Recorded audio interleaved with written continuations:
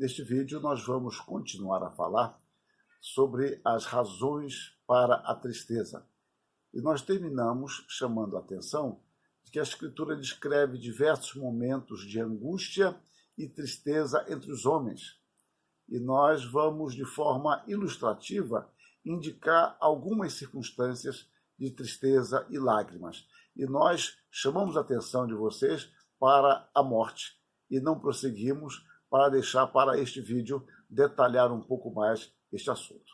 Então, a morte é um dos aspectos mais indicados nas Escrituras como sendo causador de tristeza, dor e lágrimas. Mas nós vamos subdividir isto. Primeiro subtópico, nós estamos destacando a morte de filhos. A morte de filhos é um fenômeno que as Escrituras mostram como causadora de grande tristeza. E o primeiro caso que eu destaco aqui é o caso de Jacó, quando Jacó pensou que José havia morrido. Isso está em Gênesis 37, versos 44 e 45. Então Jacó rasgou as suas vestes e se cingiu de pano de saco e lamentou o filho por muitos dias. Levantaram-se todos os seus filhos e todas as suas filhas para o consolarem. Ele, porém, recusou-se a consolá-lo e disse: chorando, descerei a meu filho até a sepultura.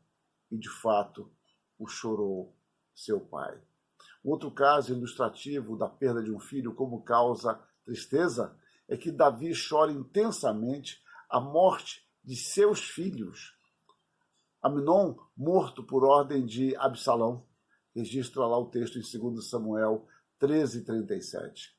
Absalão, porém, fugiu e se foi para Talmai, filho de Amiúde, rei de Gesur, e Davi pranteava a seu filho todos os dias.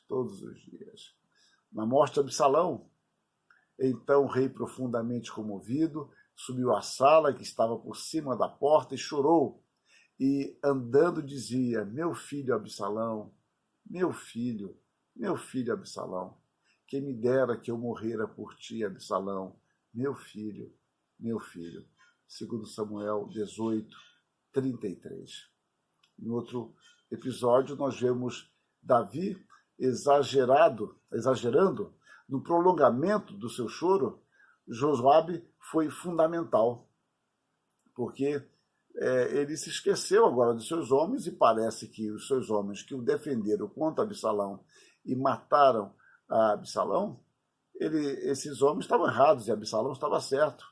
Então, a ideia de que você se sente culpado por ajudar alguém, sendo que esse alguém necessitava da sua ajuda.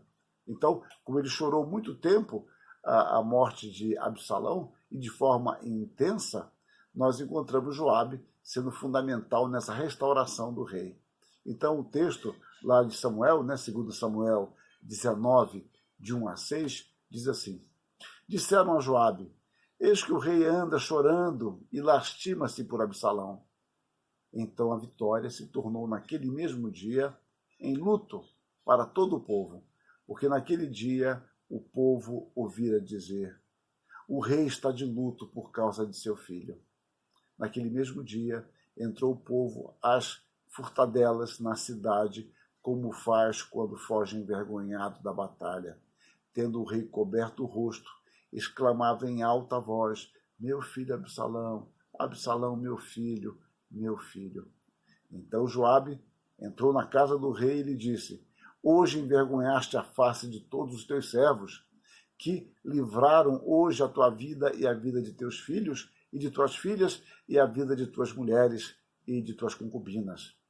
Amando tu os que te aborrecem e aborrecendo aos que te amam, porque hoje dás a entender que nada valem para contigo príncipes e servos, porque entendo agora que se Absalão vivesse e todos nós hoje fôssemos mortos, então estarias contente. Reparem que palavra dura, mas necessária e certeira. Mas o meu ponto é a tristeza pela morte do filho. As Escrituras narram que Davi reagiu positiva e esta sincera e necessária repreensão obteve o efeito desejado. Você pode ver isso segundo Samuel 19, de 8 a 15. Nós vamos ver mais alguns exemplos sobre morte de filho. Vejamos agora o filho único de uma viúva da cidade de Naim. Registra lá em Lucas 7, de 11 a 13. Em dia subsequente, dirigia-se Jesus a uma cidade chamada Naim. Iam com ele os seus discípulos e numerosa multidão. Como se aproximasse da porta da cidade, eis que saía o enterro do filho único de uma viúva, e grande multidão da cidade ia com ela. Vendo-a, o Senhor se compadeceu dela e lhe disse: não chores. Vejam mais uma vez a ênfase na tristeza pela morte do filho. Está em Lucas 7, de 11 a 13. O outro caso destacado é o assassinato das crianças por parte de Herodes. Mateus registra o crime e cita a profecia de Jeremias, ilustrando a tristeza de Raquel como representante das mães de Belém. Mateus 2, de 16 a 18. Vendo-se iludido pelos magos, enfureceu-se Herodes grandemente e mandou matar todos os meninos de Belém e de todos os seus arredores, de 2 anos para baixo, conforme o tempo do qual com precisão se informara dos magos. Então se cumpriu o que fora dito por intermédio do profeta Jeremias. Ouviu-se um clamor em Ramá, pranto, choro e grande lamento. Era Raquel chorando por seus filhos, e inconsolável, porque não mais existem. Meus irmãos, são textos diferentes, momentos diferentes, mas tem um elemento em comum: a morte de filhos. A morte, às vezes, natural, a morte por um ato de vingança, uma morte numa batalha, numa guerra. Isso não importa para os pais.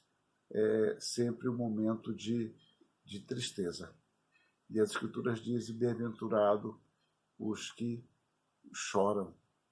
Mas nós temos que ver isso com mais clareza, o que o Senhor Jesus Cristo está nos ensinando sobre o choro bem-aventurado.